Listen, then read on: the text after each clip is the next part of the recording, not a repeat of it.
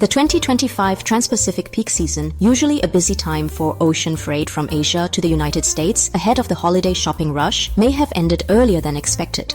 This is due to declining United States inventories and shifting trade dynamics.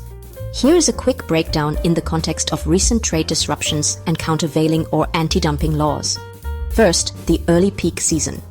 A United States-China tariff truce was announced in May 2025, reducing tariffs from 145% to 30% for 90 days. This triggered a surge in China-United States ocean freight as importers rushed to restock inventories before the August deadline. This front-loading led to an early and intense peak season starting in May and June, rather than the usual July or August. Second, declining United States inventories.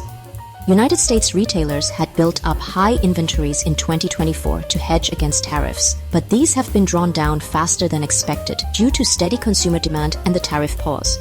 This reduced the need for further imports, causing a sharp drop in Trans-Pacific demand by mid-June 2025. Third, the impact of global disruptions. The Israel-Iran conflict, escalating in June 2025, has disrupted Middle Eastern shipping routes and air freight, pushing some trade to ocean routes.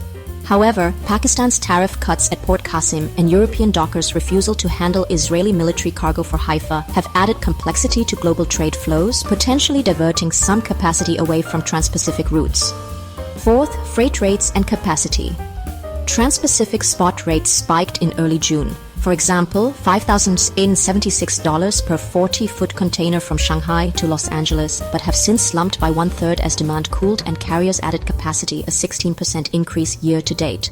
Carriers' earlier blank sailings, a 22% capacity cut in April and May, could not prevent rate declines as bookings stalled. Fifth, the connection to countervailing and anti-dumping laws. The tariff reductions driving the early peak season are temporary, and if higher tariffs return in August, they could trigger anti-dumping investigations in the United States. This would be similar to Malaysia's framework if Chinese goods are sold below normal value, further impacting Trans-Pacific trade. In summary, the Trans-Pacific peak season likely peaked early due to tariff-driven front-loading and has now tapered off as United States inventories decline and global trade faces disruptions from conflicts and port actions.